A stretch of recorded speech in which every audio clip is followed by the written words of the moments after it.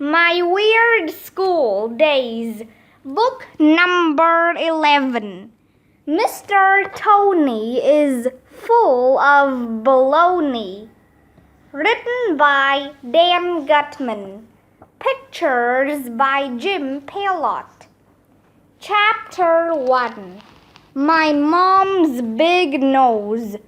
My name is AJ and I hate asparagus. Ha! I bet you were thinking I was going to say I hate school, but I didn't. So na boo boo on you.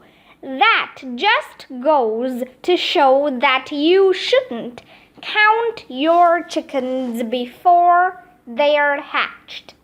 I really don't know what that means, but my mom is always saying you shouldn't count your chickens before they're hatched. Nobody knows why. I wouldn't want to count chickens even after they were hatched.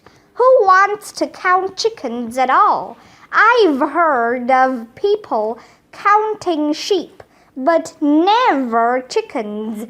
I don't even know anybody who has chickens, except for maybe the one we keep in the refrigerator for dinner. And it's easy to count one chicken. 1. See, you're done counting. Where was I? Oh yeah, you'll never believe what happened to me a couple of weeks ago. I came home from school that Thursday and my mom said, "I have big news, AJ." "Your nose isn't that big," I replied. "Very funny," my mom said. "The big news is that I'm going back to work." What? Before my sister and I were born, Mom had a job. She worked in a restaurant. That was back in ancient times when dinosaurs roamed the earth. My mom stopped working so she could take care of us.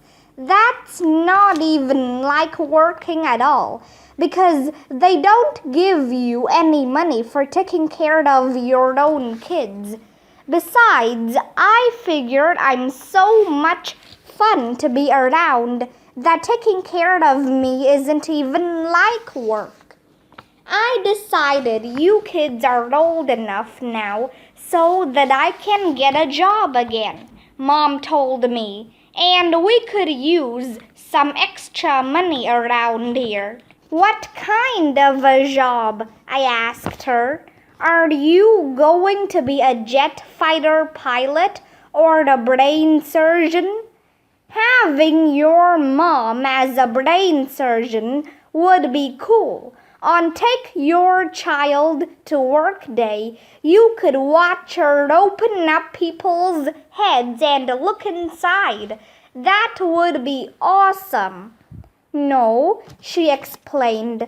I'm starting a little catering company called The Six Moms.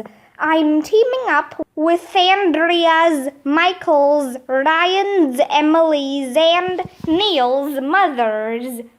Catering? I asked. What's catering?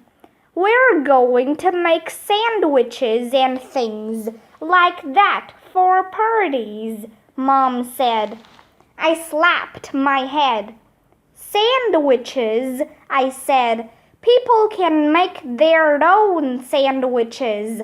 All you have to do is take a piece of bread and put stuff on it. Then you put another piece of bread on top of the stuff. Amazing! You made a sandwich. We're going to make fancy sandwiches, my mom told me. That made no sense, because all sandwiches go to the same place after you eat them. You should make something people need, I told her, like a homework machine, or something to spray on your skin so girls will stop bothering you. AJ, the important thing is that my new job is going to affect you too, Mom told me. Me? What do I have to do with your job?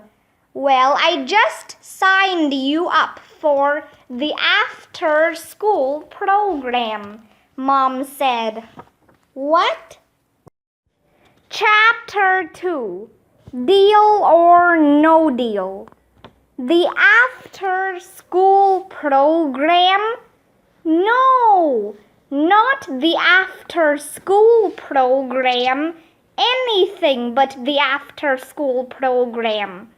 It's bad enough that I have to go to school for 1,100,000 hours during the day. Now I'd have to go to school after school is over. I thought I was gonna die. This was the worst thing to happen to me since TV turned off week. My life was finished. Can't you just poke my eyeballs out instead of sending me to the after-school program? I asked my mom. That would be more fun. The after-school program will be fun, AJ, she told me. You'll get to play games, sing songs, make projects, and be with your friends. That's got to be better than sitting around the house watching TV after school. I like sitting around the house watching TV after school, I told her. What could be better than sitting around the house watching TV? No matter what I said, I couldn't talk her out of it.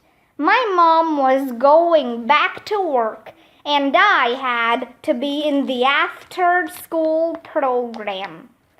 When I met up with my friends walking to school on Friday morning, I could tell they were all depressed. I guess you heard the bad news, said Michael, who never ties his shoes.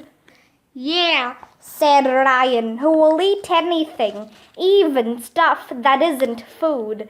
Starting today, we have to go to the after-school program. This is horrible, said Neil, who we called the nude kid, even though he wears clothes. This is the worst day of my life. Our lives are over, I said. Bummer in the summer. That's when Andrea Young, this annoying girl with curly brown hair, came skipping down the street. She was with her crybaby friend Emily. Did you hear the news? Andrea said, all excited.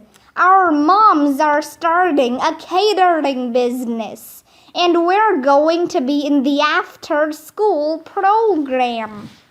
Ugh.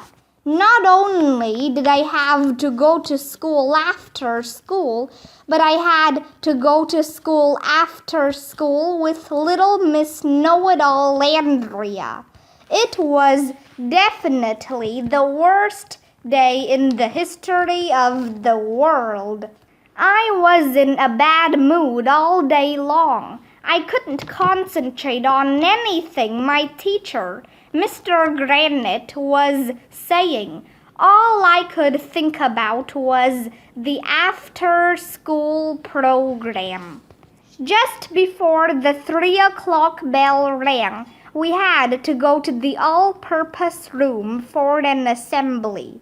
I sat next to Ryan. Little Miss Perfect sat in front of us. Our principal, Mr. Klutz, got up on the stage. He has no hair at all. I mean none. They should use his head in lighthouses to send signals to ships at sea. Mr. Klutz held up his hand and made a peace sign, which means shut up. I have 2 announcements to make, he told us. First, please welcome our new health teacher, Miss Leakey. We all clapped for some lady who got up on stage. She looked really healthy, so I guess it's good that she's a health teacher. Second, Mr. Klutz continued, elementary school is going to have a food drive. Food drive? I whispered to Ryan. What's up with that? Food can't drive. That would be weird to have a chicken driving your car. No, dumbhead, Ryan whispered back. A food drive isn't when a chicken drives your car. It's when you drive a chicken around in your car. Why would anybody want to drive a chicken around in their car? I asked Ryan. Andrea turned around, rolled her eyes, and said, Shh. A food drive is when you collect food for needy people, Mr. Klutz announced. Oh, I knew that. Mr. Klutz told us there are a lot of kids who don't have enough to eat. Hunger is a big problem in our country, he said, so we're going to collect as much food as we can and bring it to a food bank. Food bank? I whispered to Ryan. Who puts food in a bank? Wouldn't it smell really bad after a while? How would you fit the food in a bank anyway? Ryan whispered back. You can't push it through the little slot. Food should be put in a refrigerator. Mr. Klutz probably keeps his money in the refrigerator, I whispered. Ryan laughed. Andrea turned around again so she could roll her eyes and shush at us. What is her problem? Why can't a bank full of food fall on her head? A food bank is a place that gives food to hungry people, Mr. Klutz told us. I knew that, I whispered to Ryan. And to help you kids get excited about our food drive, I'll make a deal with you, Mr. Klutz said. If you collect 3,000 pounds of food, I'll jump out of an airplane in an ape suit and land on the roof of the school. Wow, we all said, which is Mom upside down. Mr. Klutz has been taking parachuting lessons ever since he went to principal camp. He loves jumping out of planes. 3,000 pounds? Michael called out. That's a lot of food, Mr. Klutz. How about we collect 2,000 pounds? 3,000 pounds of food, Mr. Klutz repeated. That's my final offer. Take it or leave it. We'll take it, we all shouted. It would be hilarious to see Mr. Klutz jump out of a plane in an ape suit. Not many principals are willing to do stuff like that. Mr. Klutz is nuts. Chapter 3. Mr. Tony is weird. Bring! The 3 o'clock bell rang. We watched out the window while most of the other kids got on the buses or were picked up by their parents. We were all really sad. Emily was wiping her eyes like she was about to start crying. What a crybaby. Look at all those kids, Neil the nude kid said, going home to their TV sets. To their video games, said Michael. To their pets, said Andrea. To their snacks, said Ryan. And we have to stay here just because our moms want to make some dumb sandwiches. It's not fair. We had to walk 1,100,000 miles all the way to the other side of the school, where the ASKK room is. ASKK stands for After School Kids Care, which makes no sense at all because care is spelled with a C, not a K. How are we supposed to learn how to spell if they can't even spell ASKK right? The grown-up in charge of ASKK is Mr. Tony, but he wasn't there yet. The door was locked. Some other kids were waiting in the hall. I guess their moms had to make sandwiches too. I have an idea, I told the guys. Let's make a run for it. They probably have guards with machine guns who will shoot us if we try to escape, said Ryan. Maybe we can dig a tunnel and escape to freedom, said Michael. I saw that in a war movie once. The prisoners dug a hole in the ground and hid the dirt down their pants so the guards wouldn't notice. I'm not putting dirt down my pants, I said. We don't have a shovel anyway, said Neil. We can't dig a tunnel. Boys, Andrea said, rolling her eyes. That's when the strangest thing in the history of the world happened.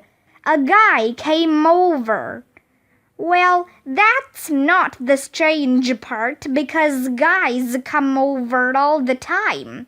The strange part was that the guy came over on a pogo stick and he was juggling 3 balls. Mr. Tony, reporting for duty, he said.